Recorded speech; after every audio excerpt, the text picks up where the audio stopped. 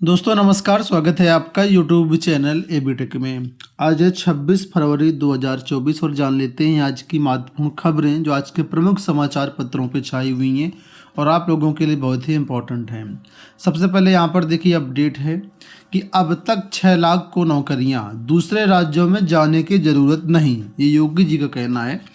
मुख्यमंत्री योगी आदित्यनाथ ने कहा कि पिछले 7 साल में हमने 6 लाख से अधिक युवाओं को नौकरियां दी हैं। नियुक्ति की प्रक्रिया सभी आयोगों और बोर्ड के माध्यम से निरंतर जारी है। उन्होंने कहा कि नौकरियों के लिए युवाओं को अब दूसरे राज्यों में जरूरत जाने की नहीं पड़ेगी। रविवार को यहाँ लोक भवन में विभिन्न विभागों के लिए चयनित अभ्यर्थियों के लिए नियुक्ति पत्र वितरण समारोह को संबोधित करते हुए मुख्यमंत्री ने कहा कि नौकरी और रोजगार की नई संभावनाओं के लिए जो प्रयास प्रारंभ किए गए हैं उनके सार्थक परिणाम दिखने लगे हैं। कहा कि सरकारी विभागों में पूरी पारदर्शिता के साथ नियुक्ति प्रक्रिया को संपन्न किया जा रहा है। उन्होंने कहा कि यूपी ग्लोबल इन्वेस्टर समिट 2023 के दौरान मिले 40 लाख करोड़ के निवेश प्रस्ताव और शिलान्यास समारोह 2024 के दौरान 10,24,000 करोड़ के निवेश की शुरुआत से प्रदेश की तस्वीर बदली है। तो कुल मिलाकर के इन्होंने कहा कि 6 लाख नौकरियां हमने दी हैं, अब किसी भी अभ्यर्थी को बाहरी राज्यों में जाने की जरूरत नहीं है।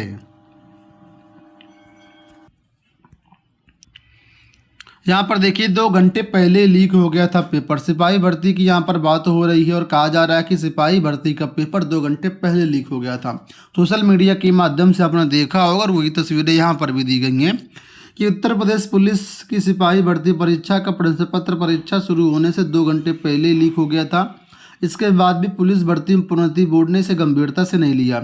अभी तक की जांच में सामने आया है कि पहला प्रश्न पत्र 17 फरवरी को सुबह 8:17 बजे इंटरनेट मीडिया पर वायरल हुआ था। हाथ से लिखे प्रश्न पत्र में सवालों के साथ उत्तर भी थे। इसके 150 सवालों में 17 प्रश्न के उत्तर सही थे, जबकि दूसरा प्रश्न पत्र अगले दिन लीक हुआ था। इसमें 147 प्रश्नों के सही उत्तर थे। एसटीएफ ने मास्टरमाइंड को गिरफ्तार करने के लिए इसी को आधार बनाते हुए आगे की कार्रवाई शुरू कर दी है। गिरफ्तार लोगों की हैंडराइटिंग के साथ प्रश्न पत्र की राइटिंग का भी मिलान किया जा रहा है। इसी के साथ यहाँ भी देखिए सिपाही भर्ती की परीक्षा में गड़बड़ी के स्रोत की तलाश शुरू है। तो परीक्षा से जुड़े लोगों को एसटीएफ पूछताछ करेगी। हरियाणा के एक गिरोह के सदस्यों की तलाश जारी है। अब तक अगर हम लोग देखें तो काफ़ी यहाँ पर गिरफ्तार किया गया है। यहाँ पर देखिएगा, यहाँ पर देखिए सिपाही भर्ती 391 आरोपी दबोचे गए हैं। योगी सरकार ने पुलिस भर्ती में कथित प्रश्न पत्र लीक मामले में बड़ी कार्रवाई की है। मुख्यमंत्री योगी आदित्यनाथ के निर्देश पर पुलिस और एसटीएफ ने प्रदेश के विभिन्न जिलों में छापेमारी करते हुए 391 आरोपियों को गिरफ्तार किया। इनके खिलाफ गंभीर धाराओं में मुकदमा दर्ज करके जेल भेजा गया है। साथ ही देखिए सरकार का कहना यह है कि हम लोग ऐसी कठोर सज़ा देंगे इन आरोपियों पर, इन जो भी पेपर लीक मामले में जुड़े हुए हैं, कि नज़ीर बन जाएगा। ठीक है, तो चेतावनी दी गई कि हम बहुत कड़ी सज़ा कुल मिलाकर के देंगे। तो कुल मिलाकर के ये जो न्यूज़पेपर आप में हेडिंग देख रहे होंगे, ये चुनावी माहौल के देखते हुए दी गई है। ये वास्तव में इसकी कठोर सज़ा मिलेगी ये तो आने वाले वक्त पर ही पता चलेगा, लेकिन फिलहाल सरकार इसके लिए प्रयास कर रही है कि जो भी आरोपी हैं पकड़े जाएँ और जो है उन पर कार्रवाई हो। देखिए जी न्यूज़ की तरफ से ये सामने खबर निकल के आ रही है कि पेपर छापने वाली कंपनी से लीक हुआ पेपर, सूत्रों का कहना है। ठीक है, ये पुलिस भर्ती की यहाँ पर बात हो रही है। साथ में यहाँ पर देखिए एक बड़ी अपडेट ये है कि बोर्ड के अधिकारियों पर भी गाज गिर सकती है। खैर अब आने वाले टाइम पर जो कुछ भी होगा हम लोग देखेंगे। फिलहाल हम लोग बढ़ते हैं अगली अपडेट्स की तरफ। तो यहाँ पर देखिए अपडेट है कि 15 से 31 मई तक होगा CUET UG। चुनाव तारीख के आधार पर डेट शीट में बदलाव होगा। देश के कोने कोने में बनाए जाएंगे परीक्षा केंद्र। तो CUET 2024 की परीक्षा 15 से 31 मई तक आयोजित करने की तैयारी है।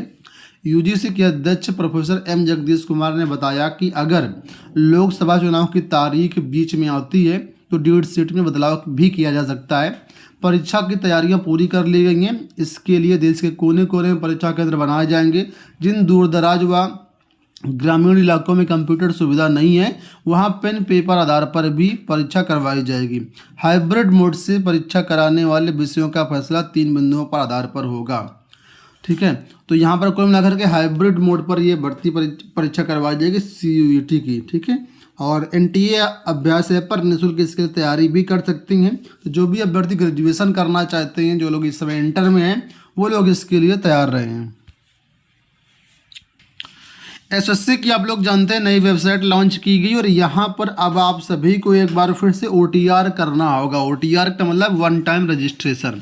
उसी के बारे में देखिए बताया गया कि कर्मचारी चयन आयोग की भर्ती परीक्षा में शामिल होने वाले अभ्यर्थियों को 8 साल बाद नए सिरे से वन टाइम रजिस्ट्रेशन का पंजीकरण करना होगा। आयोग ने वर्तमान वेबसाइट ssc.nic.in की जगह नई वेबसाइट ssc.go.in लॉन्च की है। इससे पहले 2016 में अभ्यर्थियों से OTR करवाया गया था। SSC ने अभ्यर्थियों को सलाह दी कि नई वेबसाइट पर रजिस्ट्रेशन करा लें, क्योंकि पुरानी वेबसाइट पर कराया गया OTR औचित्यहीन हो गया है। भविष्य के लिए सभी भर्ती परीक्षाओं के लिए ऑनलाइन आवेदन नई वेबसाइट के माध्यम से स्वीकार होंगे और ऐसे में जो है OTR कराना जरूरी है। तो तकरीबन 1 करोड़ अभ्यर्थी इससे प्रभावित हो रहे हैं। SSC की जो भर्तियां देख रहे हैं और इन सभी को OTR करना होगा। लोक सेवा आयोग की भर्तियों की बात हो रही है कि डिजिटल लॉक वाले बक्सों में पेपर रखवाए जाने की तैयारी। पेपर लीक पर प्रभावी नियंत्रण को आयोग ने शुरू की कवायद। समीक्षा अधिकारी सहायक समीक्षा अधिकारी 2023 में पेपर लीक का मामला सामने आने के बाद लोक सेवा आयोग ने इसकी रोकथाम के लिए प्रबंध करने शुरू कर दिए हैं। आयोग ने योजना बनाई है कि भविष्य में प्रश्न पत्र डिजिटल लॉक वाले बक्सों में रखवाए जाएंगे।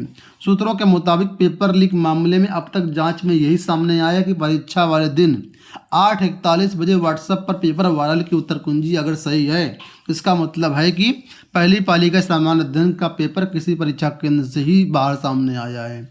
दूसरी पाली में हुई हिंदी की परीक्षा से पहले ही पेपर वायरल हुआ था और यह पेपर भी केंद्र से वायरल होने की आशंका है।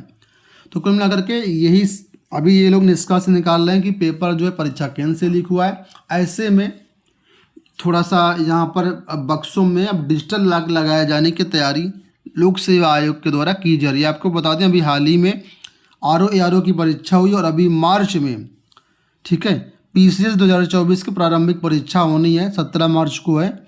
और बड़ी लोक सेवा आयोग के लिए सामने एक जिम्मेदारी है इस परीक्षा को नकल विहीन कराने की।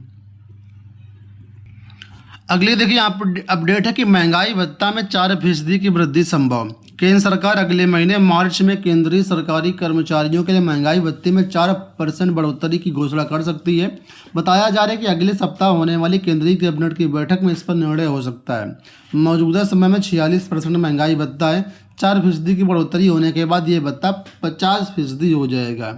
तो 4% वृद्धि की उम्मीद है। वहीं पर अंतिम अपडेट देखिए कि राज्य विश्वविद्यालय में इस सत्र से 5 वर्षीय BTech MTech, तो BTech के बाद 1 साल की पढ़ाई पर मिलेगी MTech की डिग्री। तो अगर आप दोनों को कंबाइन करना चाहते हैं एक साथ, तो 5 वर्ष में आपका BTech MTech कंप्लीट हो जाएगा। राजेंद्र सिंह राज्य विश्वविद्यालय प्रवेश परीक्षा इसके लिए आयोजित करेगा। प्रवेश के लिए अप्रैल के पहले सप्ताह से आवेदन लिए जाने की तैयारी है। तो 60 सीटों के सापेक्ष में प्रवेश होगा। कैंपस में ही ये पाठ्यक्रम संचालित किया जाएगा। तो 2024-25 सत्र से ही इसकी शुरुआत हो रही है। अगर आप इसमें इच्छुक हो तो इस पर नज़र बनाए रखिएगा। तो उम्मीद करूँगा वीडियो आपको पसंद आया होगा। इस वीडियो में इतना ही। धन्यवाद।